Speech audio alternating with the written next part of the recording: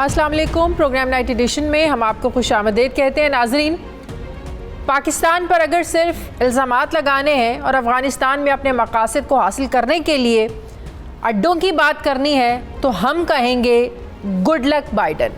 सिर्फ यही नहीं बल्कि वाज़े और दो टोक मौक़िफ़ अपनाते हुए ये भी कहा गया है कि जो बाइडन को अगर डू मोर कहना है तो बेहतर है कि फ़ौन ही ना करें। यहाँ कोई बाइडन का इंतज़ार नहीं कर रहा। हम वही करेंगे जो पाकिस्तान के मफाद में बेहतर होगा। जो हमारे मफाद में नहीं होगा वो हम नहीं करेंगे। ये कहना है मुशीर बराए कौमी सलामती डॉक्टर मोईद यूसुफ का, जिन्होंने पाकिस्तान की खारिजा जो पॉलिसी है इसको अमरीका समेत सब पर वाज़े कर दिया है। नाज़रीन, अफ़गानिस्तान से अमरीकी फ़ौज का इनखला तेज़ी से जारी है। 20 साला जंग लड़ने, 7,000 फ़ौजियों की लाशें उठाने और तकरीबन $103 ट्रिलियन बेसूद जंग में झोंकने के बाद आज जब अमरीका अफ़गानिस्तान से निकल रहा है तो इसके हाथ में कुछ भी नहीं है, क्योंकि इस जंग को ना तो फ़तह का नाम दिया जा सकता है और ना ही शिकस्त का। अब अमरीका को अफ़गानिस्तान में कंट्रोल के लिए करीबी ममालिक में अड्डे चाहिए, जिसके लिए इसकी नज़रें पाकिस्तान पर जमी हैं। लेकिन सवाल ये पैदा होता है कि पाकिस्तान पहले ही दहशत गर्दी के ख़िलाफ़ नाम नहाद जंग में 70,000 पाकिस्तानियों की कुर्बानी देने के साथ $150 अरब का मुआशी नुकसान भी बर्दाश्त करने और दहशत गर्दी की सूरत में इंफ्रास्ट्रक्चर की तबाही की सूरत में सैकड़ों अरब का जो है वो नुकसान हम उठा चुके हैं। पाकिस्तान अब एक बार फिर इस किस्म की कुर्बानी का मुतामिल नहीं हो सकता। लिहाजा रियासत पाकिस्तान ने वाज़े अल्फाज में अमरीका को अड्डे देने से इनकार कर दिया है। मगर सवाल ये उठ रहा है कि जब अमरीका अफ़गानिस्तान से इनखला कर जाएगा, ये प्रोसेस मुकम्मल हो जाएगा, तो अफ़गानिस्तान में जारी खाना जंगी की वजह से मुहाजिरीन का मसला पैदा होगा। पाकिस्तान में पहले ही हम सब जानते हैं कि 30 लाख के करीब मुहाजिरीन मौजूद हैं। क्या पाकिस्तान अपने आप को इसके लिए तैयार कर चुका है कि अगर मज़ीद मुहाजिरीन पाकिस्तान आते हैं तो पाकिस्तान की स्ट्रेटजी क्या होगी? ये भी और इसके अलावा अफ़गानिस्तान से अमरीकी इनखला की वजह से इस पूरे रीजन पर इसके क्या असरात मुरतब होंगे, सूरत हाल कैसे कंट्रोल होगी, इन तमाम सवालों पर मैं बात करूंगी। मुझे ज्वाइन कर रहे हैं वज़ीर आज़म के मुशीर बराए कौमी सलामती डॉक्टर मोईद यूसुफ साहब। अस्सलाम वालेकुम, बहुत बहुत शुक्रिया डॉक्टर साहब आपका। डॉक्टर साहब, ज़ाहिर है इस वक्त हमारे लिए बहुत बड़ा कंसर्न है अफ़गानिस्तान में जो करंट सिचुएशन चल रही है। अफ़गानिस्तान में अमन होगा, पाकिस्तान में अमन होगा, दोनों ममालिक का अमन एक दूसरे से जुड़ा है। अब जो अमरीकी और नेटो फ़ौज का जो इनखला हो रहा है, बड़ी तेज़ी से तालिबान जो है वो मुख्तलिफ अज़ला पर जो है ना वो काबिज़ होते जा रहे हैं। जो ख़बरें सामने आ रही हैं कि 110 अज़ला पर वो काबिज़ हो चुके हैं। जो मगरबी ममालिक हैं वो भी सारी सूरत हाल से परेशान है और ख़ासकर इनमें कुछ वो अज़ला भी शामिल है जिन पर हुकूमती कंट्रोल बड़ा मजबूत समझा जाता था। और फिर उससे बढ़कर हैरानगी की बात कि उन्हें तालिबान को ये सब कुछ करते हुए किसी भी किस्म की मज़ामत का सामना नहीं करना पड़ रहा है। तो सर, सूरत हाल कितनी तेज़ी से खाना जंगी की तरफ बढ़ती जा रही है। गाहे बगाहे आप लोग भी बताते रहते हैं कि इसके क्या इम्पैक्ट होगा, कितना इसके असरात पाकिस्तान पर भी आएंगे। इस सूरत हाल को कंट्रोल करने के लिए, काबू में रखने के लिए क्या पाकिस्तान मज़ीद कोई डायलॉग्स की बात कर रहा है? मज़ीद अफ़गान तालिबान और हुकूमत के दरमियान कोई मुफाहमत के बारे में कोई अपना रोल प्ले फिर से कर सकता है? हम कहाँ खड़े हैं इस वक्त? देखिए शाज़िया, पहली बात जहाँ तक के हालात क्या हैं, हालात तो अच्छे नहीं हैं। तशवीश है, बिल्कुल है, होनी भी चाहिए। हमारी क्या पॉलिसी है? नंबर 1 कि अफ़गानिस्तान में जितनी कोशिश हो सके, चाहे उसकी लगे कि इम्कान उसका कम है, किसी ना किसी तरह वहाँ पे सियासी मफाहमत की तरफ बात जाए कि कोई किसी किस्म की स्टेमुलेंस और स्टेबिलिटी वहाँ आ जाए, मामला बिल्कुल खाना जंगी की तरफ ना जाए। और इसलिए हम अभी भी पूरी कोशिश कर रहे हैं जो कर सकते हैं एज एन आउटसाइडर। अल्टीमेटली फैसला तो अफगानिस्तान ने, अफगान कुव्वतों ने खुद करना है। अमेरिका वहाँ बैठा है कतर में भी, और वहाँ भी उन्होंने ही फैसला कराना है जो कराना है। बहरहाल हमारी यही कोशिश है कि वहाँ कोई मामला ठहर जाए थोड़ा सा, ताकि अगर स्पिल ओवर की बात हो भी तो मामला मैनेजेबल हो। दूसरा ये कि हमने अपने बॉर्डर कंट्रोल्स, फेंसिंग, जो बाड़ लगाई है, border management, formal border crossing से सिर्फ लोग आए जाएं, उसके बाद वीज़ा की जो रजीम हम पहले कभी नहीं होती थी उस तरफ जा रहे हैं। फिर यह है कि हम बार बार ये बात कर रहे हैं कि और रेफ्यूजीज़ लेने की हमारे में ना सकत है ना हम तैयार हैं, क्योंकि वहीं से ये मामलात अंदरूनी भी ख़राब होते हैं। तो इसलिए जो हमारी तैयारी है वो मेरा ख्याल है कि 90 की दहाई से तो आप मुकाबला कर ही नहीं सकते। 9/11 के बाद भी जो था हमारी काउंटर टेररिज्म, हमारी लॉ इन्फोर्समेंट बड़े मुश्किल वक्त से गुजरी है, लेकिन अल्हम्दुलिल्लाह उसके बाद उस जो लर्निंग हुई है उससे अब हमारी कुव्वत, अब हमारी सलाहियत बहुत। प्राइम मिनिस्टर ने रिसेंटली अपने इंटरव्यू में ये जो बात की कि अगर अफगान तालिबान हुकूमत पर काबिज हुए तो पाकिस्तान इनके खिलाफ फौजी कार्रवाई नहीं करेगा बल्कि अपनी जो सरहद है इसको बंद कर देगा, तो क्या इसी कॉन्टेक्स्ट में बात की गई थी अफगान मुहाजिरीन मतलब कि पनाह गुज़ीन मजीद यहाँ पर ना आए? आप भी जैसे बात करें मजीद हम ये बोझ बर्दाश्त नहीं कर सकते हैं, तो क्या यही हमारी स्ट्रैटेजी है? इसी कॉन्टेक्स्ट में प्राइम मिनिस्टर ने भी बात की थी कि हम अपने बॉर्डर्स बंद कर देंगे। अच्छा देखिए, उसका मैं थोड़ा सा आपको वजाहत कर दूं। बात यह है कि अगर हमारे बॉर्डर पे स्पिल ओवर आएगा या खदशा होगा, नज़र आएगा, तो हम बॉर्डर बंद करेंगे, हमारे पास और कोई ऑप्शन नहीं है। देखिए 20 साल बल्कि 30 साल हम इस जंग का एक या दूसरी तरह से उसका अजाला हम भुगत रहे हैं, तो अभी हमने कितनी और दुनिया हमें लान तान करेगी और मार भी हमें पड़ रही है। तो हम अफगानिस्तान से ताल्लुक बेहतर चाहते हैं, हम चाहते हैं हमारा कमर्शियल ताल्लुक बेहतर हो, उनके लिए, उनके बेनिफिट के लिए हम कहते हैं अपना ट्रेड ट्रांजिट एग्रीमेंट को अपग्रेड करें, यहाँ से इन्वेस्टमेंट चाहिए, हम तैयार हैं, हमारी जो राहदारी है उसको यूज करें, जो कुछ हम कर सकते हैं अफगानिस्तान को मुस्तहकम करने के लिए हम करने को तैयार हैं। लेकिन ये नहीं हो सकता कि वहां से स्पिल ओवर नेगेटिव इस तरफ आए और दुनिया फिर हमें कहे कि हमारी वजह से मामलात खराब है। तो हमारे पास ऑप्शन कोई नहीं है। अगर वहां से स्पिल ओवर आएगा तो हम अपना बॉर्डर तो मैनेज करेंगे, हमारे पास और किसी किस्म की ऑप्शन नहीं है। और वो हुकूमत बनाना तो एक बात है, अगर खाना जंगी होगी तो भी स्पिल ओवर का खदशा है, अगर कोई वहां पे इंस्टेबिलिटी बढ़ेगी तो जब भी बढ़ने का खदशा होगा। तो डॉक्टर साहब बार बार जो सियासी हल की बात की जाती है, अब जब तालिबान वहाँ पेशकदमी करते जा रहे हैं, मुख्तलिफ अजला पर कंट्रोल हासिल करते जा रहे हैं, तो आपको लगता है कि दोबारा वो मुज़ाकरात के लिए बैठने पर तैयार होंगे? अब एक जो उनको कंट्रोल चाहिए, जो कब्जा उनको चाहिए, अब बगैर लड़े अगर उनको सब कुछ मिलता जा रहा है, तो आपको लगता है कि वो उनके लिए कि फिर मुज़ाकरात की कोई अहमियत रह जाएगी? वो टेबल टॉक पर बैठेंगे? अगर पाकिस्तान कोशिश भी करे अफगान तालिबान और हुकूमत के दरमियान जो है ना वो कि इनको बिठाएं और बातचीत कराएं और मुफाहमती रास्ता कोई निकलना चाहिए, सूरत-ए-हाल खाना जंगी की तरफ ना जाए, जब बगैर लड़े उन्हें उनके जो मकासद है मिल रहे हैं, वो अचीव कर रहे हैं, तो वो क्यों बैठेंगे सर दोबारा डायलॉग के लिए? देखिए असल मसला ये है कि आपको नज़र आ रहा है कि इस वक्त असेंडेंट फोर्स कौन सी है, कौन सी ताकत है जो ये जगह अपनी बना रही है और कौन ज़्यादा मजबूती की तरफ जा रहा है। जो कमज़ोरी की तरफ जा रहा है वो हिलने को तैयार नहीं है, वो अफगान हुकूमत है। हाँ। बदकिस्मती ये है कि आपको नज़र आ रहा है कि मामलात किस तरफ जा रहे हैं। आप अपना सारा वक्त गुजार रहे हैं पाकिस्तान पर नुक्ताचीनी करने पर, बजाय इसके कि अपने मुल्क को संवारें, बचाएं, सीधा करें। फिर आप जाते हैं वाशिंगटन, वहां भी बजाय अपने मुल्क के बात करने की पाकिस्तान की बात शुरू कर देते हैं। तो ये जब कोई आपके हाथ में कोई चीज़ रह ना जाए तो इस तरह का रवैया शायद बदकिस्मती है, बिकॉज अफगानिस्तान को मुस्तहकम करना बड़ा ज़रूरी है इस खित्ते के लिए। लेकिन बहरहाल इस वक्त जो हालात मुझे नज़र आ रहे हैं, इम्कान तो कम है, वो तो आप सही कह रही हैं, इम्कान कम है, लेकिन बहरहाल हमारे पास और कोई चारा नहीं है कोशिश करने के सिवा। डॉक्टर साहब, FATF का पाकिस्तान की बहुत ज़्यादा कोशिशों के बाद और बहुत सारे पॉइंट्स को अचीव करने के बाद भी ग्रे लिस्ट में रखना, क्या आप ये समझते हैं कि हमने जो दो टोक मौक़िफ़ अपनाया है, पाकिस्तान का प्राइम मिनिस्टर का जो एक वाज़े एक मैसेज गया है एब्सोल्युटली नॉट का कि जो वो हमसे चाहते हैं वो हम नहीं दे सकते अब की बार उन्हें, ये उसी का रिएक्शन है? हम सब जानते हैं डॉक्टर साहब के G7 ग्रुप हो, UNO हो, सलामती काउंसिल हो, दुनिया के जो तमाम इदारे हैं ये किस आलमी ताकत के ज़ेर असर हैं। क्या फिर प्रेसिडेंट बाइडन का प्राइम मिनिस्टर इमरान खान से बात ना करना ये भी इसी रिएक्शन का नतीजा है जो हमारी तरफ से जा रहा है? ज़ाहिर है हमसे अड्डे लेने की बात कर रहे हैं, हमने साफ साफ इनकार कर दिया है। क्या मज़ीद भी हमें अब भुगतने के लिए या नेगेटिव चीज़ों के लिए तैयार रहना चाहिए? जैसे FATF की मैं बात कर रही हूँ, IMF के ज़रिए भी हमें टाइट करने की कोशिश की जा सकती है।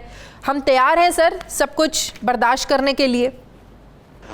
देखें शाजिया, इसमें 2-3 बातें ज़हन में रखना ज़रूरी है। पहली बात यह है कि प्रेशर और नो प्रेशर, जो चीज़ फ़ैसला कर लिया कि पाकिस्तान के मफाद में नहीं है, उस पर आगे कोई पेशरफ नहीं होगी, सिंपल एज दैट।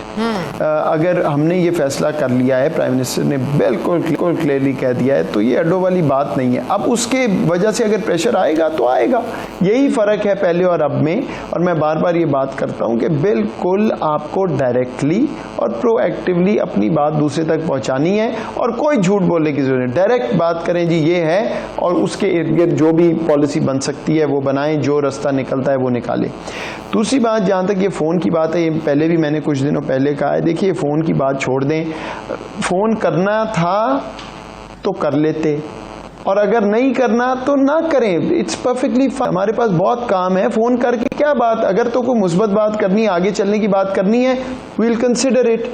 और अगर नहीं करनी, यही बात करनी है जिस पे ना हो चुकी है, तो अपना भी वक्त ज़ाया होगा, हमारा भी ज़ाया होगा। आपने भी कहा है कि अगर डू मोर के लिए आपने फ़ोन करना है तो ना करें, आपने भी बड़े दबंग तरीके से मैसेज दिया है। नहीं, बिकॉज उसका जवाब पता है ना, बात यह है कि जवाब पता है उधर, मतलब अगर डू मोर कहेगा तो फिर जवाब भी पता है। लेकिन देखें, इस पे जो बात समझने वाली ये है, हम ये हरगिज नहीं कह रहे कि हम अमेरिका से बात नहीं करना चाहते, हम आगे नहीं चला। हम तो कह रहे हैं कि ताल्लुक बेहतर होना चाहिए। हमने जो मुज़ाकरात भी उनसे किए हैं, उसके बाद रास्ता खुला है, बड़ा क्लियर एग्रीमेंट है कि सारी चीज़ों पर आगे चलना चाहिए। अब आहिस्ता आहिस्ता इंशाल्लाह प्रोग्रेस भी होगी। सो हमारा कोई इंटरेस्ट नहीं है कि अमेरिका से ताल्लुक आगे ना चले, या अमेरिका अफगानिस्तान से निकल रहा है तो अच्छी तरह निकले। बिल्कुल हम नहीं चाहते कि उनको कोई ये हो कि जी देखें क्या हो गया और सुपर पावर हार गई, वो हमारा मामला नहीं है। हमारा मामला तो ताल्लुक बेहतर करना है। लेकिन ये जो बात है ना बार बार कि जी पाकिस्तान की वजह से वहां ये हो गया तो डू मोर नहीं हुआ, अगर वो बात करनी है तो ना वक्त जाया करें। बिकॉज मैं अभी बता रहा हूं, फिर ऐसे में जब प्राइम मिनिस्टर ये बात करते हैं कि ताल्लुकात हों, बराबरी की बुनियाद पर हों, एक रिसेंट अपने इंटरव्यू में भी उन्होंने ये बात की कि अमेरिका के जैसे ताल्लुकात बरतानिया के साथ है, या फिर जैसे हिंदुस्तान के साथ ताल्लुकात हैं, हम वैसे ताल्लुकात अगर अमेरिका हमारे साथ बराबरी की बुनियाद पर रखना चाहता है, हम उसके लिए तैयार हैं। और ये बात हम सब जानते हैं कि जो माजी के ताल्लुकात रहे हैं, ये झुकाव जो था वो एक यकतरफा ताल्लुकात थे, क्योंकि जाहिर है अमेरिका हमें हेल्प कर रहा था, अमेरिका हमें मदद दे रहा था। ये सब ख्वाहिशात अपनी जगह पे, लेकिन ये हम सब जानते हैं कि अमरीकी जो हैं वो अपने मफादात की बुनियाद पर जो है ना वो ताल्लुकात इस्तवार करते हैं।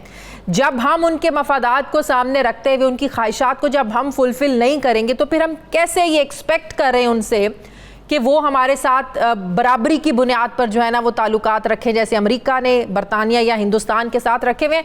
फिर तो हमें हर तरह के कॉन्सिक्वेंसेस के लिए तैयार भी रहना चाहिए। फिर वो एक जो रिलेशनशिप में वो जो आ जाता है कि कोल्ड जो ताल्लुकात होते हैं वो बन जाते हैं, फिर वो कशीदगी आ जाती है। फिर हमने ये भी देखा माजी में किस तरह पाकिस्तानियों के लिए वीज़ों में प्रॉब्लम जो है ना वो क्रिएट की जाती है, पाकिस्तानियों को वहाँ तंग किया जाता है। तो फिर हमें हर तरह के कॉन्सिक्वेंसेस के लिए तैयार भी रहना चाहिए। अच्छा देखिए, पहले तो ये ज़हन में रखें कि आप जो कह रही हैं कि जी वो सख्त मामलात और अमेरिका, मफादात के लिए तो हर मुल्क खड़ा होता है। अगर बदकिस्मती से माजी में हमने कभी अपने मफादात को कॉम्प्रोमाइज़ कर लिया फॉर वेदर सेल्फ इंटरेस्ट या रॉन्ग डिसीजंस या व्हाटएवर, तो उसमें अमेरिका की तो गलती नहीं, गलती तो हमारी है। तो अमेरिका अगर अपने मफाद पे खड़ा है, यही तो तब्दीली है। ये जब बात बराबरी की होती है, ये बात होती है कि भाई जिस चीज़ में म्यूचुअल इंटरेस्ट है उस पर आगे चलें, जिसमें नहीं है ना चलें। तो यही तब्दीली है कि हम अपने मफाद पे खड़े हैं, वेदर समबडी लाइक्स इट और नॉट। दूसरा जो इशू है इसमें कि उधर से रवैया क्या आएगा, देखिए आई थिंक हम अपने आप को अंडर एस्टिमेट करते हैं। पाकिस्तान कोई छोटा मुल्क, कोई जजीरा नहीं है इंडियन ओशन का, अटलांटिक ओशन का, एक 5वां मुल्क है दुनिया का, एक न्यूक्लियर पावर है, यहाँ एक बहुत बड़ी मार्केट है। पाकिस्तान को इग्नोर नहीं किया जा सकता। अफगानिस्तान अगर किसी सूरत में भी ठीक करना है तो क्या पाकिस्तान के बगैर हो सकता है? जोग्राफिया ऐसा है, ठीक। और ये बात जो है ना कि जी वो हिंदुस्तान के साथ को मिल गया और ये वो, क्या हिंदुस्तान पाकिस्तान से लड़ाई करके आगे जा सकता है? तो देखिए हमें अपनी सेल्फ वर्थ पता होनी चाहिए। हाँ, मैं ये नहीं कहता कि इमोशनल हो जाएं और यहाँ बढ़ के हम अपना शोर शराबा, नहीं। प्रैग्मेटिकली बात करें, हमारे अपने इंटरेस्ट जो हैं वो हम सामने रखेंगे विद द कॉन्फिडेंस कि पाकिस्तान के बगैर ये दुनिया के बड़े मुल्क आगे नहीं जा सकते, और आप देखेंगी कि वो भी कॉपरेशन की बात करेंगे जैसे उन्होंने हमसे की है। सही। अब ये मामला आहिस्ता आहिस्ता हमने आगे चलाना है, जो म्यूचुअल इंटरेस्ट है उस पे, जहां नहीं है we have to be clear, they will understand, if they don't understand it's not. Sir, अगर अफगानिस्तान में तालिबान की मुकम्मल हुकूमत कायम हो जाती है तो हम किसके साथ खड़े होंगे? देखिए, ये कबलस वक्त है कि वहाँ क्या होता है क्या नहीं। अभी मेरा plan A, plan B, plan C ये है कि वहाँ खाना जंगी ना हो, वहाँ इस्तेहकाम आए और कोई सियासी हल निकले। बहुत बहुत शुक्रिया। वज़ीर-ए-आज़म के मुशीर बराए कौमी सलामती डॉक्टर मोईद यूसुफ साहब मेरे साथ थे। मुझे ब्रेक लेनी है नाज़रीन, वापस आते हैं एक छोटे से वक्फे के बाद।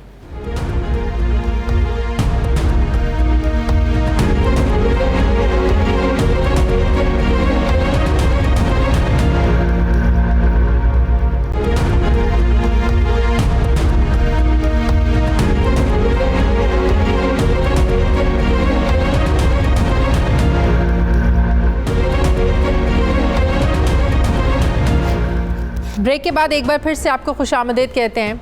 नाज़रीन, हुकूमत का इस वक्त जो सबसे बड़ा एजेंडा है या इशू कह लें, ये इलेक्शन इस्लाहात हैं, इंतखाबी इस्लाहात हैं, जबकि अपोजिशन ने हुकूमती इस्लाहात को मानने से सिरे से इनकार कर दिया है। न सिर्फ अपोजिशन बल्कि हुकूमती इंतखाबी इस्लाहात पर इलेक्शन कमीशन भी सरापा एहतजाज नज़र आता है। इंतखाबी इस्लाहात को लेकर अपोजिशन लीडर शहबाज शरीफ ने 1 जुलाई को APC बुला रखी है, जबकि हुकूमती वुज़रा अपोजिशन को इंतखाबी इस्लाहात के लिए पार्लियामान में बुलाते हुए नज़र आते हैं। हुकूमत इंतखाबी इस्लाहात में ओवरसीज़ पाकिस्तानियों को वोट का हक़ देना चाहती है, इस पर भी अपोजिशन ने एतराज़ात उठा दिए हैं। जबकि कुछ दिन पहले शहबाज शरीफ ने ओवरसीज़ पाकिस्तानियों के लिए 2 सेनेट की नशिस्तें और 5 से 7 कौमी असम्बली की नशिस्तें रिज़र्व करने का मुतालबा किया, और अपोजिशन लीडर की इस तजवीज़ को हुकूमत ने मानने से इनकार कर दिया है। नाज़रीन, इंतखाबी इस्लाहात को लेकर हुकूमत और अपोजिशन आमने सामने है। आज वज़ीर-ए-आज़म के मुशीर बराए पार्लिमानी उमूर बाबर अवान ने प्रेस कॉन्फ्रेंस की और कहा, अपोजिशन लीडर शहबाज शरीफ की तजवीज़ को उन्होंने कहा कि हम रद्द करते हैं, ये एक ड्रामा है। बल्कि तनकीद करते हुए कहा कि जो शहबाज शरीफ हैं ये पार्लियामेंट की बालादस्ती पर यकीन ही नहीं रखते। उनका कहना था कि वोट का इख्तियार ओवरसीज़ पाकिस्तानियों का बुनियादी हक़ है और इनको इंतखाबी अमल में शरीक करेंगे, लेकिन इसका तरीक़ेकार वो नहीं होगा जो शहबाज शरीफ चाहते हैं। जबकि दूसरी तरफ इंतखाबी इस्लाहात के कवानीन पर शदीद तनकीद की वजह से स्पीकर कौमी असम्बली असद कैसर ने 14 रुकनी कमेटी भी तश्कील दी है। इस कमेटी में हुकूमत की जो नुमाइंदगी है ये वज़ीर दिफा परवेज़ खटक, वज़ीर मनसूबा बंदी Asad Umar, doctor Babar Awan, Chaudhry Tariq Bashir Cheema, doctor Fahmida Mirza, doctor Khalid Maqbool Siddiqui और खालिद हुसैन मक्सी करेंगे। जबकि अपोजिशन की तरफ से इस कमेटी में मुस्लिम लीग नून से शाहिद खाकान अब्बासी, सरदार अयाज सादिक, राना सनाउल्लाह और पीपल्स पार्टी से सैयद नवीद कमर, शाजिया मरी, MMA की शाहिदा अख्तर अली और BNP के आगा हसन बलोच शामिल होंगे। अब सवाल ये पैदा होता है कि हुकूमत और अपोजिशन क्या इंतखाबी इस्लाहात का जो एजेंडा है इस पर मुत्तफिक हो पाएंगे या नहीं। इस पर मैं बात करूंगी। मुझे ज्वाइन करें वज़ीर मुमलिकत बराए पार्लिमानी उमूर अली मोहम्मद ख़ान साहब। अस्सलाम वालेकुम, बहुत बहुत शुक्रिया। अली मोहम्मद ख़ान साहब से सबसे पहले जान लेते हैं इशाइये का हाल, जो अभी ये प्रोग्राम में इशाइये के बाद ही आ रहे हैं, शिरकत कर रहे हैं। अस्सलाम वालेकुम, बहुत शुक्रिया आपका। अली मोहम्मद ख़ान साहब, ज़रा इशाइये का हाल तो ज़रा बताएं, कैसा रहा, कितने कॉन्फिडेंट हैं आप लोग बजट को पास करवाने के लिए इस इशाइये के बाद? बिस्मिल्लाहिर्रहमानिर्रहीम, अल्लाहुम्मा सल्लि व सल्लिम मुबारिक अला सय्यिदिना मुहम्मद रसूलुल्लाह खातमुन नबीय्यीन सल्लल्लाहु अलैहि व आलिहि व अस्हाबिहि वसल्लम। बहुत शुक्रिया। वज़ीर आज़म साहब से मुलाकात हुई और ही वॉज़ वेरी कॉन्फिडेंट, और अभी तक जो तकरीबन जितने दिन बजट सेशन चला है तो एक बार भी अपोजिशन ने वोट काउंट करने की कोशिश नहीं की, जो उनका एक राइट था, लेकिन नहीं की क्योंकि हुकूमत की बेंचेस पे प्रेजेंस हमारी तकरीबन ये 2-2.5 हफ्ते रही। ख़ासकर जब से कट मोशंस, जो कटौती की जो तहरीकें होती हैं जो उसमें कट मोशंस में आज हमने 4 पास किए, कल 4 पास किए थे सारा, तो एलाइज भी आए हुए थे, हुकूमती अरकान भी थे, और कल इंशाअल्लाह अल्लाह ताला के करम से अल्लाह ने चाहा तो बजट पास होगा और इंशाअल्लाह बेहतर होगा, आसानी से मंजूर हो जाएगा, कोई रुकावट नहीं होगी, कोई बैरियर नहीं होगा, सकून होगा, सकून.com होगा और कोई कॉपियाँ नहीं चलेंगी, कोई लड़ाइयाँ नहीं होंगी। इस बात पर भी कोई इत्तफाक हुआ है कि नहीं हुआ? प्राइम मिनिस्टर ने इस बारे में कोई डायरेक्शंस दी हैं कि ऑपोजिशन जो मर्जी करे, हम हुकूमत है, हमारी रिस्पॉन्सिबिलिटी ज़्यादा है? नहीं, कल तो खैर बजट पास होने का दिन है जिसमें वोटिंग वगैरह होती है, अपोजिशन अपनी कोशिश करती है और हुकूमत अपना बंदे पूरा करती है। तो कल तो मैं कोई ऐसा चीज़ नहीं देख रहा। वो पहले 2-3 दिन के बाद जब हुकूमत और अपोजिशन की बैठक हुई तो उसके बाद से पिछले जुमा से जो है तो फिर कार्रवाई चल रही है मामूल के मुताबिक। तो मैं नहीं समझता, मैं कोई नहीं देख रहा कि कोई दोबारा कोई किताबें जो हैं उसकी मंजनीक़ें चलेंगी। तो वो मंजनीक़ों वाला प्रोग्राम मेरे ख्याल में फ़िलहाल मौखर है। चलें, ये तो ज़बरदस्त है, अच्छी बात है, ऐसा ही होना चाहिए, पॉजिटिव जेस्चर ही जाना चाहिए ईवान से। अच्छा, अब आते हैं ज़रा इंतखाबी इस्लाहात की तरफ। हुकूमत चाहती है ओवरसीज़ पाकिस्तानियों को वोटिंग का हक होना चाहिए, उन्हें ये राइट मिलना चाहिए। शहबाज शरीफ साहब कहते हैं कि ओवरसीज़ पाकिस्तानियों के लिए मखसूस नशस्तें होनी चाहिए, सेनेट में भी और कौमी असम्बली में भी। वो आप लोगों की तजावीज़ मानने को तैयार नहीं है, आप लोग उनकी तजावीज़ मानने को तैयार नहीं हैं। अगर शहबाज शरीफ साहब सीट्स रिजर्व करने की बात कर रहे हैं, इस पर अब हुकूमत को क्या प्रॉब्लम है, क्या मसला? अगर वोट का हक उनको मिल सकता है तो क्या सीट्स रिजर्व नहीं हो सकती उन लोगों के लिए? सब चीज़ों पे बात हो सकती है और होनी भी चाहिए, लेकिन पार्लियामान में होनी चाहिए और आईन के पैरामीटर्स के अंदर होनी चाहिए। और जो उसके लिए कमेटी बनाई है अपोजिशन का अब काम है कि वो भी अपने नाम दे और उसमें बैठे डिस्कस करें। इंशाल्लाह कानून साजी का काम जो है वो तो बैठ के ही हो सकता है, वो तो चीख चला के तो नहीं हो सकता, पार्लियामेंट के अंदर ही होना चाहिए। बाहर अगर वो कोई अपना APC वगैरह करते भी हैं, एक पॉलिटिकल एक्टिविटी तो होगी, लेकिन सैंक्टिटी तो जो पार्लियामेंट के अंदर होता है, अहमियत तो उन्हीं चीज़ों की है। और अभी ये कानून सेनेट की कायमा कमेटी बराए कानून बराए लॉ में ये जा चुका है, तो वहाँ अपोजिशन की भी तगड़ी नुमाइंदगी है, हुकूमत की भी है, या वहाँ पे बैठ के कर लें इसमें जो भी अमेंडमेंट्स कोई प्रपोज लेकिन सेनेट में तो रुकावट बनेगी, सेनेट में तो या फिर जो कमेटी स्पीकर साहब ने बनाई है वहाँ के कर लें। ठीक है, ठीक है, APC की कोई अहमियत नहीं है, जो भी एक सियासी एक्टिविटी तो हो सकती है, आप बिल्कुल सही बात कर रहे हैं। कौमी असम्बली में तो आप लोगों ने मंजूर कर लिया, लेकिन आप लोगों को पता है कि सेनेट में आप लोगों की मेजॉरिटी नहीं है, सेनेट में दिक्कत होगी आप लोगों को। देखिए, मंजूर कराना कोई मैं नहीं समझता अल्लाह ताला के फजल से कोई हमारे लिए मसला होगा, क्योंकि अगर सेनेट से नहीं होता तो हम जॉइंट सेशन से भी करा सकते हैं, जो माजी में हमने किया, लेकिन हम वो चाहते नहीं हैं। क्योंकि ये इलेक्शन एक ऐसी चीज़ नहीं है जो कि गवर्नमेंट की पॉलिसी, जैसे कोई फ़र्ज़ करें नया पाकिस्तान हाउसिंग अथॉरिटी हमारा फ्लैगशिप प्रोजेक्ट है, या कोई बूका नसोई खान साहब का फ्लैगशिप प्रोजेक्ट है, या बिलियन ट्री सुनामी है, वो एक ऐसी चीज़ है कि हुकूमत वक्त करती है, अपोजिशन उस पर तनकीद भी करे तो उसमें हुकूमत का ही बेसिकली काम होता है। लेकिन इलेक्शन हम इसको समझते हैं कि इसमें हुकूमत और अपोजिशन दोनों बराबर के तकरीबन स्टेक होल्डर हैं, काफ़ी तादाद अपोजिशन बेंचेस पे बैठी है, तो एक चीज़ की वक़्त और उसकी पॉलिटिकल वेटेज और सेंक्टिटी तभी बनेगी, उसकी अहमियत तभी होगी जब उसमें अपोजिशन का इनपुट आएगा। इसलिए हम चाहते हैं कि अपोजिशन को इसमें एंगेज करें। अदरवाइज़ पास कराना हो तो अगले दिन हम जॉइंट सेशन में करा लें, लेकिन हम चाहते हैं कि अपोजिशन इसमें अपना किरदार अदा करे, क्योंकि at the end of the day 2023 में फिर हमने और अपोजिशन ने, हम सब ने जाके फिर इलेक्शन वहाँ से लड़के दोबारा सब लोगों ने आना है। और ज़ाती दुश्मनी तो नहीं है, सिर्फ सियासी इख्तिलाफ है। तो अगर वो चाहते हैं कि दोबारा, अपोजिशन के दोस्तों को कह रहा हूँ कि अगर आप लोग चाहते हो कि दोबारा 2023 में कोई ना रोए पीटे, कोई शिकायत ना करे धांधली की, तो फिर अभी वक्त है, हमारे पास टाइम मौजूद है, आए और इसमें अपना रोल पॉजिटिव प्ले करें। और मैं समझता हूं कि बड़े-बड़े मसाइल बैठ के हल हो सकते हैं। ऑपोजिशन के नज़दीक EVM धांधली को रोकने का हल नहीं है सर, आप लोगों के नज़दीक यही हल है? कोई दूसरा ऑप्शन आप लोगों के पास है? ज़ाहिर ऑपोजिशन और हुकूमत ने मिलना है, बैठना है, बात करनी है, जो कमेटी असद कैसर साहब ने बनाई है, या आप लोगों के नज़दीक यही हल है EVM, इसके अलावा कोई ऑप्शन नहीं है? नहीं, उसमें जो इलेक्शन लॉज में तो बहुत सारी अमेंडमेंट्स और भी हैं, उस पर भी बात हो सकती है। EVM इसलिए इम्पॉर्टेंट है कि अभी उसको हम राइट ऑफ नहीं कर सकते। वज़ीर आज़म साहब जो है इसको समझते हैं कि ये एक अपॉर्चुनिटी है कि जिस तरह वो क्रिकेट में एक न्यूट्रल अंपायर लेके आए, शुरू में सब ने तनकीद की, आज पूरी दुनिया में है। तो ये एक ऐसी चीज़ है कि अगर इसको एक क्रेडिबल तरीके से, एक ऐसे तरीके से इसको राइज कर दिया जाए कि EVM की सैंक्टिटी, उसकी सिक्योरिटी, उसकी हिफाजत बरकरार रहे, उसको हाईजैक करने का, उसको अंदर से कोई और उसके तो साथ जिस तरह किया जाता है, इस तरह की चीज़ों को अगर उसकी रोकथाम हो सके और तो ये बेहतरीन तरीका हो सकता है, बेहतरीन आसान तरीका हो सकता है कि इससे धांधली का सिलसिला रोका जाए। जो अपोजिशन के इस पे कोई नहीं तो इसको टेस्ट करना चाहिए था फिर ज़िमनी इंतखाबात पर। टॉक शोज में या ईपीसी में हल नहीं होंगे, वो पार्लियामेंट के अंदर बैठ के हल होंगे। तो ज़िमनी इंतखाबात में फिर इसको टेस्ट नहीं कर लेना चाहिए पहले ईवीएम को, वो तो नहीं किया आप लोगों ने।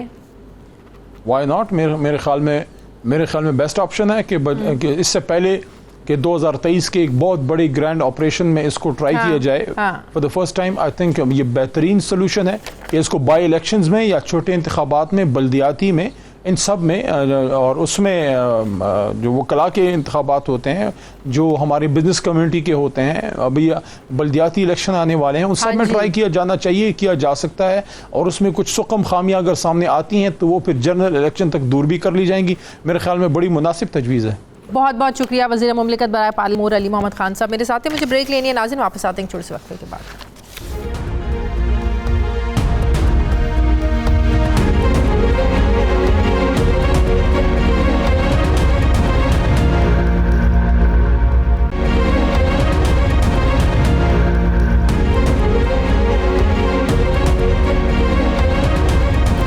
ब्रेक के बाद एक बार फिर से आपको खुशामदीद कहते हैं। मुस्लिम लीग नून के रहनुमा सेनेटर आज़म नज़ीर तारड़ साहब मुझे ज्वाइन कर रहे हैं। अस्सलाम वालेकुम, बहुत बहुत शुक्रिया आज़म नज़ीर तारड़ साहब आपका।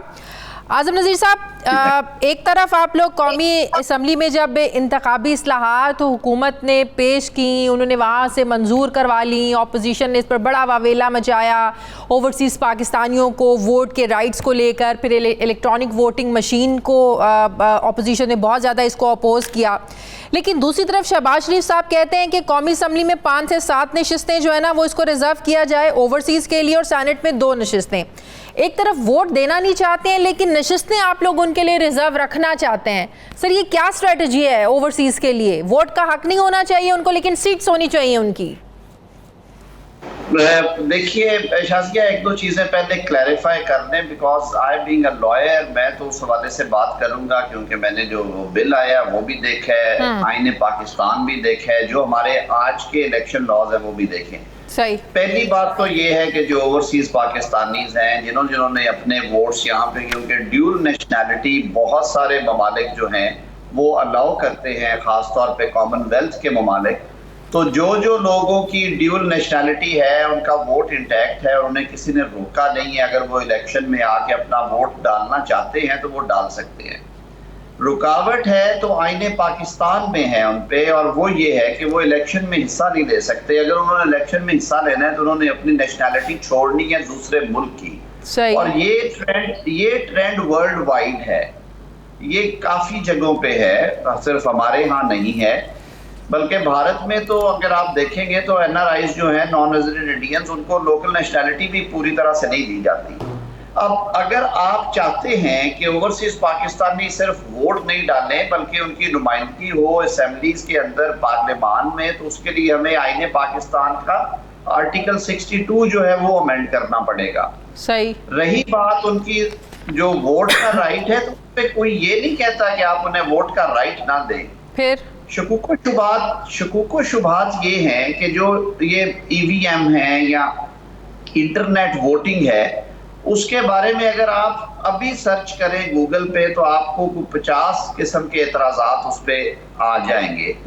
और मोर सो जो हमारा सिस्टम है जिस तरह का, we are prone to these kind of problems, जहां पे भी किसी को स्नीक इन करने का मौका मिलता है, सिस्टम के साथ छेड़छाड़ का, यहाँ पे कमी कोई नहीं छोड़ी जाती। तो उस हवाले से तहफ़्फ़ुज़ात हैं। एक अच्छी खबर जो है वो ये है कि शहबाज शरीफ साहब ने एक तजवीज़ दे दी, लेकिन अच्छी खबर साथ साथ ये है कि जो पार्लिमानी अमूर की स्टैंडिंग कमेटी है सेनेट में, उसने इस बिल को एग्जामिन करना है और उसमें तमाम अपोजिशन जमातों की और सरकारी जमात की और उनके हलीफ जो है उनकी नुमाइंदगी मौजूद है। वो 13 रुकनी कमेटी है।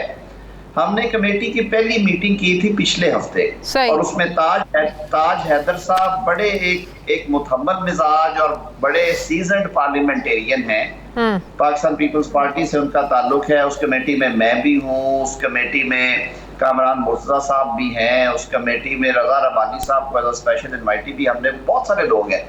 तो हमने ये तय किया है कि हम वहां पे एक्सपर्ट्स को भी इनवाइट करें, जिसमें फैफन वाले हैं, पिलडेट वाले हैं और जो कोई भी आना चाहे। और ईवीएम वोटिंग पे आपको याद होगा कि चीफ जस्टिस साकिब निसार साहब ने एक कमेटी कॉन्स्टिट्यूट की थी और टास्क दिया था इलेक्शन कमीशन ऑफ पाकिस्तान को, आप लोग उसे कवर करते रहे उस सारी न्यूज को।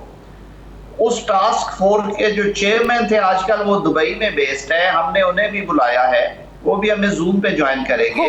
ठीक है, हुकूमत ने तो आपकी इस तजवीज़ को फ्रॉड कह दिया। आज बाबर अवान साहब ने प्रेस कॉन्फ्रेंस की और जो शहबाज शरीफ साहब की ओवरसीज़ पाकिस्तानियों को सीट्स रिजर्व करने के हवाले से तजवीज़ थी, उसको उन्होंने कह दी ये प्लान ही फ्रॉड है उनका। मतलब कि वो तो आपके इस एजेंडे को, इस तजवीज़ को मानने के लिए तैयार नहीं है, तो आप उनके साथ इन बाकी मामलात पे बात करने के लिए तैयार होंगे? आप लोगों को एक तो मसला है ईवीएम का, इलेक्ट्रॉनिक वोटिंग का, वो ज़ाहिर है मशीन का, इलेक्ट्रॉनिक मशीन्स को लेकर तो हुकूमत ने यही बात हमेशा से की है कि आप लोग अपने माहिरीन को बुलाएं, अपने एक्सपर्ट्स को बुलाएं, जो बात अभी आप भी कर रहे हैं, तो देखा जा सकता है कि क्या फ़ायदे हैं, क्या नुकसानात हैं, मिलकर रिजॉल्व किया जा सकता है।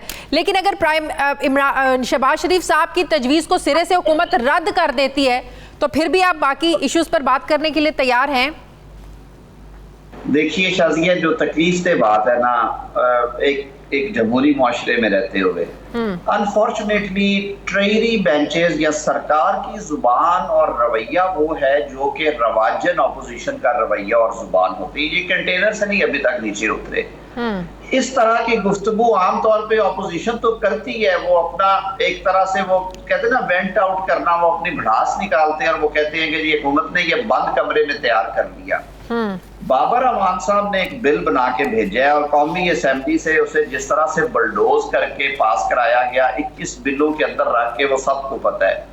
अब इलेक्शन कमीशन ऑफ पाकिस्तान तो एक इंडिपेंडेंट इदारा है ना, वो उसका किसी जमात से ताल्लुक नहीं है। वो तो आइन के आर्टिकल 218 के तहत शफाफ और गैर जानिबदार इंतखाबात कराने के पाबंद हैं और उनको तश्कील देने के लिए भी जो मैकेनिज्म बताया गया आईने पाकिस्तान में वो ये है कि उन्हें हुकूमत और अपोजिशन मिल के उनका तकर्रुर करेगी और ये सारा इलेक्शन कमीशन उसी प्रोसेस से उनकी तकर्री हुई है। सही। उन्होंने भी बहुत सारे अच्छा एक और चीज मुझे बताएं, अगर ऑपोजिशन के नजदीक ईवीएम धांधली को रोकने का हल नहीं है तो आप लोगों के पास क्या सजेशंस है, फिर धांधली को कैसे रोका जा सकता है? देखिए, जो 2017 का इलेक्शन एक्ट था उसको बड़ी मेहनत के साथ बनाया गया और उसमें जो एक तजवीज दी गई वो थी आरटीएस की।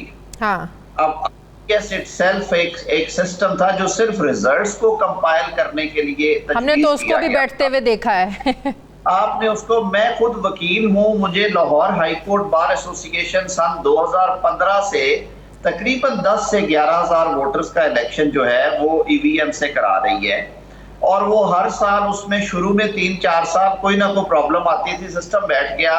फैसलाबाद बार एसोसिएशन ने हमसे वो लेके मुस्तार सारा सिस्टम उन्होंने शुरू किया और उन्होंने कहा नहीं हमारा सॉफ्टवेयर बहुत अच्छा है। उन्होंने 9 जनवरी को इलेक्शन करवाया, 3,000 वोटर का इलेक्शन था, उनका सिस्टम 1:30 बजे बैठ गया, उन्हें फिर 2 हफ्ते बाद दोबारा इलेक्शन कराना, वो भी फ्लॉप हो गया ना। आप लोगों के पास नया हल क्या है इसका? मैं ये कहता हूं कि हर काम को करने का एक ढंग और तरीका होता है। ईवीएम के लिए सुप्रीम कोर्ट ने भी कहा था, इलेक्शन कमीशन भी कहता है, हम भी कहते हैं कि ईवीएम के लिए आप पहले पायलट प्रोजेक्ट्स करें, कोई 2-3 जिमनी इलेक्शंस में इसे पायलट तो कर ले। बिल्कुल सही। हुकूमत ने ये भी तकलीफ नहीं की कि वो जिमनी में पायलट करे, वो स्ट्रेट अवे जा रहे हैं जनरल इलेक्शंस के लिए और कहते हैं कि ईवीएम आज शुरू होगा, वो 1.5 में कंप्लीट होगा क्योंकि बायोमेट्रिक उठाना नादरा से, अब उसमें छोटी छोटी प्रॉब्लम्स हैं जो कि बहुत संगीन है। मसलन जो एल्डरली पॉपुलेशन है उनका फिंगरप्रिंट नहीं उठाती, जो बहुत ज्यादा मजदूरी करने वाले लोग हैं जो कि हाथ से वो जो कस्सी का काम करते हैं, जो कुल्हाड़े चलाते हैं, जो हथौड़े का काम करते हैं, उनके फिंगरप्रिंट्स नई मशीनें उठाती। ये मैंने एक्सपीरियंस किया हुआ है। हम अच्छा। कैसे बचाने? आखिरी सवाल का जवाब दे दें, जो मुस्लिम लीग नून के कायद नवाज शरीफ के खिलाफ जो एक फैसला आया है, उनकी जो रेफरेंसेस के खिलाफ अपील खारिज हुई है एवनफील्ड और अल अजीजिया में, कितनी मुश्किलात बढ़ गई हैं आप समझते हैं इस फैसले के बाद? मुश्किलात इसलिए नहीं बढ़ी हैं कि वो फैसला जो है वो मेरिट्स पे नहीं दिया गया। अदालत ने कहा है कि क्योंकि हमारे सामने नहीं है मियां मोहम्मद नवाज शरीफ, इसलिए हम इस अपील के साथ भी वही ट्रीटमेंट करेंगे जो कि आम आदमी की अपील्स के साथ होता है। आम आदमी की अपील्स में जब वो सामने मौजूद नहीं होते, वो मफरूर हों या वो गैर हाजिर हों, तो उनकी अपील्स या तो साइना डाई एडजर्न कर दी जाती है, सर फिर वो आके सामना कर क्यों नहीं लेते, या अदम पैरवी खारिज कर दी जाती हैं। इनकी अपील अदम पैरवी खारिज करके साथ में अदालत ने विंडो ओपन कर दी है कि वो जब आएंगे वो दरखास्त दे के मेरिट पे सुनवाने के लिए अपील ओपन करवा सकते हैं। और मेरे नहीं ख्याल कि ये कोई ऐसा ऑर्डर है जिसकी वजह से किस नैब को या मियां नवाज शरीफ को या हुकूमत पाकिस्तान को कोई परेशानी होनी चाहिए। वो अपील का उनका जो सारा प्रोसेस है वो फ्रीज हो गया उस वक्त तक, जब तक कि वो हाजिर हो के उसको दोबारा खुलवाएंगे नहीं। बहुत बहुत शुक्रिया। मुस्लिम लीग नून के रहनुमा सेनेटर आजम नज़ीर तारड़ साहब मेरे साथ हैं। नाज़रीन, मुझे एक ब्रेक लेनी, वापस आते हैं थोड़े से वक्फे के बाद।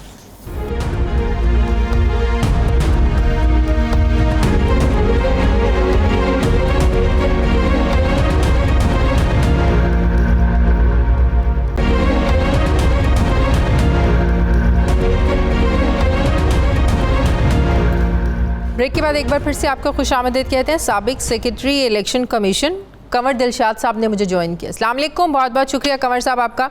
कंवर साहब, फाइनली हुकूमत और अपोजिशन एक दूसरे के साथ बैठने को तैयार हुए हैं इलेक्टोरल रिफॉर्म्स को लेकर। एक तरफ जो हुकूमत है वो ओवरसीज़ पाकिस्तानियों को वोट का हक देना चाहती है, दूसरी तरफ जो शहबाज शरीफ साहब हैं वो ये तजवीज़ दे रहे हैं कि ओवरसीज़ पाकिस्तानियों के लिए कौमी असम्बली और सेनेट पे कुछ मखसूस नशस्तें रखी जाएं। सर, ये इस तजवीज़ को हुकूमत ने तो रद्द कर दिया है, लेकिन क्या इसमें कुछ हर्ज है अगर शहबाज शरीफ की तजवीज़ पर गौर किया जाए? शहबाज शरीफ साहब ने जो अपना नुक्ता नज़र पेश किया है वो इसलिए काबिल अमल नहीं है। अच्छा, कि अगर आप इसी तरह जैसे हमारे यहाँ ख़वातीन की नशिस्तों को बाकायदा प्रायोरिटी लिस्ट के तहत हमारी सियासी जमातें उनको सेलेक्ट करती है, अगर आपने ओवरसीज़ पाकिस्तानियों को उसी अंदाज से सिलेक्ट करना शुरू किया तो जो हमारी पाकिस्तान एक बड़ा स्ट्रेटेजिक माहौल में एक मुल्क है, ये चारों तरफ दुश्मनों में गिरा हुआ है, तो इस लिहाज से इंडिया के इसराइल की जो लॉबिस्ट हैं हमारे ओवरसीज़ पाकिस्तानियों में, सब तो नहीं है, जिनको टिकट देंगे तो आप ये समझें कि करोड़ों रुपए की लेन देन हो गई। जो पार्टी जिसको भी ओवरसीज़ पाकिस्तानियों को नॉमिनेट करेगी प्रायोरिटी लिस्ट के ऊपर, तो अपनी पार्टी फंडिंग के नाम से उनसे करोड़ों रुपया वसूल मतलब क्या आप कह रहे हैं जो सेनेट के इलेक्शन में होता है वही सब कुछ होएगा के मामले में होता है, या इसी तरह हमारे यहाँ जो टिकट दिए जाते हैं उस वक्त भी दिया जाता है। ख्वातीन तो ज़ाहिर वो अपने फैमिली मेम्बरों को तहत उन्होंने सेलेक्ट किया हुआ है, उसमें तो पैसे का लेन देन की खबरें नहीं आई। लेकिन जो हमारे ओवरसीज़ पाकिस्तानी वो एक गैर मुल्की जो इंडिया है, इसराइल है और दीगर हमारे पाकिस्तान के मुखालफिन ममालिक हैं, मिडल ईस्ट के भी बहुत से ममालिक हमारे खिलाफ हैं, तो वो अपने आदमियों को वहाँ बाकायदा नॉमिनेट कर देंगे, सेलेक्ट कर देंगे, प्लांट कर देंगे। अच्छा, तो पाकिस्तान की यहाँ आके मुफ्त में जनाब वो मेंबर बन गए। एक दफ़ा उन्होंने 50 करोड़ रुपया खर्च किया और वो जनाब 5 साल के लिए या सेनेट में आ गए तो 6 साल के लिए, तो हर कमेटी के वो चेयरमैन होंगे, वजारत खारजा, वजारत दाखिला, एटॉमिक सेंटर। लेकिन उन्हें फिर भी वो डुअल नेशनलिटी वो तो छोड़नी पड़ेगी ना। तो ड्यूल नेशनलिटी को तो नहीं लेंगे। जो ओवरसीज पाकिस्तानी जिनके पास पाकिस्तानी पासपोर्ट है उनकी भी बहुत से तो मशकूक है ना वहाँ, ऐसी बात तो नहीं है ना कि जिनके साथ, जिनके इसराइल के साथ भी, इंडिया के साथ भी, गैर मुल्कों के साथ भी उनके खास रवाबत है, तो वही आगे बढ़ेंगे। गरीब आदमी तो वर्कर तो नहीं आएगा ना, ओवरसीज पाकिस्तानी जो वर्कर है बेचारे किसी लेबर काम करते हैं, वो भी खास जो वहाँ प्लांटेड हैं, उनकी जदादें हैं, असासे हैं, उन्हीं में से कोई शख्स जो है प्लांट होके हमारे यहाँ 7 सीटें, 6 सीटें, 5 मतलब सीटें। क्या आप कह रहे हैं कि ये तजवीज़ काबिल अमल नहीं है? सर मुझे ये बताएं कि इसमें तो कोई शक नहीं है कि कानून साजी करना, इस्लाहात करना ये पार्लियामेंट का काम है, लेकिन इलेक्शन कमीशन ने इस पर एतराज़ात उठाया है जो कौमी असम्बली से हुकूमत ने इलेक्टोरल रिफॉर्म्स को लेकर जो बिल मंजूर करवाया है। अपोजिशन तो ज़ाहिर एतराज़ उठा रही है, लेकिन हुकूमत कह रही है कि ये इलेक्शन कमीशन का काम नहीं है, ये हमारा काम है, पार्लियामेंट का काम है। क्या इलेक्शन कमीशन इसमें अपनी कोई तजावीज़ भी नहीं दे सकता? सर इलेक्शन के बाद ठीक है, उनका पॉइंट ऑफ व्यू भी किसी हद तक ये माना जाता है। अगर हमारी पार्लियामेंट ने कानून साजी कर ली और वो कानून साजी आइन से मुतासादम ना हुई, फिर इलेक्शन कमीशन पाकिस्तान जो है वो लॉ ऑफ लैंड के तहत उनके अमल दरामद करने का पाबंद है। लेकिन अगर कोई शिक या दफ़ा या क्लाज आइन से मुतासादम है तो फिर इलेक्शन कमीशन पाकिस्तान के पास कोई चारा नहीं रह जाता कि वो आइन के आर्टिकल 186 के तहत वो सुप्रीम कोर्ट ऑफ पाकिस्तान से गाइडलाइन लेने के लिए रेफरेंस भिजवा सकते हैं, अपील कर सकते हैं। अपील तो नहीं करेंगे, चैलेंज करेंगे कि जनाब ये जो दफात है, ये शिके हैं, क्लाजेस हैं, ये आइन से मुतसादिम है, आप हमें गाइडलाइन दें। तो फिर पार्लियामेंट की तो कोई बात नहीं रह जाती ना। पार्लियामेंट में बहुत सी ऐसी सेक्शन आर्टिकल्स हैं जो पार्लियामेंट तब्दील नहीं कर सकती। उनको चैलेंज तो सवाल ही नहीं पैदा था, उनको तब्दील करने के इख्तियार भी पार्लियामेंट के पास है। किसने कह दिया पार्लियामेंट की बालादस्ती? पार्लियामेंट की बालादस्ती नहीं है, ना सुप्रीम कोर्ट की है, आइन की बालादस्ती है। आइन जिस तरफ कहेगा वो जो है उस पर अमल दरामद करना तमाम इदारों पर फर्ज हो जाता है। आइन का मामला होता है, बालादस्त कोई नहीं है, बालादस्त आइन है।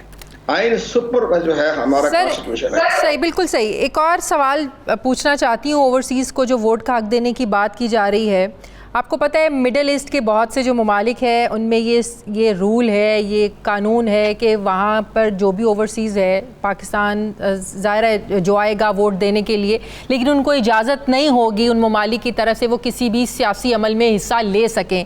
तो इसके लिए क्या बात करनी पड़ेगी इन ममालिक से? कोई रूल्स में तब्दीली करवानी पड़ेगी, बात करना होगी? सर ये सारा प्रोसेस इतना आसान है जो हम बड़ा इसको फोर्स कर रहे हैं ओवरसीज़ पाकिस्तानियों को वोटिंग राइट पर? हमारे ओवरसीज पाकिस्तानी बड़े पैट्रियोटिक हैं, चंद लोगों को छोड़कर जो जिनके किसी गैर मुल्की के साथ उनका लेन देन है। लेकिन बहरहाल देखा जाए तो मिडिल ईस्ट के ममालिक में तो कोई लॉन्ग जलसा करना, जुलूस निकालना, रैली निकालना, ग्रुप की शक्ल में एम्बेसी जाना, वो तो उनके लिए तो काबिल मजम्मत भी है और काबिल अमल नहीं है। हाँ। मैंने खुद as a secretary election commission में हमने तमाम ममालिकों से डाटा इकट्ठा किया था 2009 में। तो जितने सेंट्रल एशिया तो खैर ख्वालिफ इनकार कर दिया, सेंट्रल एशिया का जी हमारा तो वह पाकिस्तान नहीं है, लेकिन जो हमारे मिडिल ईस्ट के खलीज ममालिक हैं तो उन्होंने ये हमें बाकायदा लिख कर दिया कि यहाँ हम इजाज़त नहीं देंगे, हमारे सेटअप पर ख़तरा है। तो क्या जमहूरियत, जलसे, जुलूस हमारे सेटअप से जो है वह नाराज है और उससे हम कभी इजाज़त नहीं देंगे। तो सर फिर तो 5 मिलियन के करीब मिडिल ईस्ट में जो है ना वो ओवरसीज़ पाकिस्तानी हैं, तो यहाँ से तो आधे वोट तो आपके वैसे ही जो है ना वो कम हो गए सर। देखो हमारी ज्यादातर मेजॉरिटी जो है हमारे ओवरसीज पाकिस्तानियों को वो खलीज के ममालिक में है। बिल्कुल ऐसे ही है। ममालिक में भी है, बरतानिया है, अमेरिका है, कनाडा है, ऑस्ट्रेलिया, हर ममालिक में वहाँ इजाजत है, वहाँ बाकायदा जुलूस की शक्ल में आए जैसे चाहे आए। लेकिन जो इंटरनेट बैल्टिंग का जो सिस्टम जो उन्होंने अपनाने की कोशिश की जा रही है उसको इलेक्शन कमीशन ऑफ पाकिस्तान ने रिजेक्ट कर दिया है। उन्होंने कहा इसके अंदर शफाफियत नहीं है, राजदारी नहीं है, जहाँ राजदारी नहीं होगी तो हम उसको इजाजत नहीं देंगे। आइन के आर्टिकल 18 से मुताबिक उन्होंने रिजेक्ट कर दिया। इलेक्ट्रॉनिक वोटिंग मशीन में टेम्परिंग के बड़े खतरात हैं, उसको भी उन्होंने रिजेक्ट कर दिया कि नहीं हम इस पाकिस्तान के मौजूदा हालात में हम इसको भी तस्लीम नहीं करते, इसके अंदर भी राजदारी नहीं है, टेम्परिंग के बड़े चांसेस हैं। सही, बहुत बहुत शुक्रिया साबिक इलेक्शन कमीशन कंवर दिलशाद साहब मेरे साथ हैं। नाज़रीन हमारे प्रोग्राम का वक्त खत्म हो गया, फीडबैक ज़रूर दीजिएगा, अपना ख्याल रखिएगा, मुझे इजाज़त दीजिए, अल्लाह हाफ़िज़।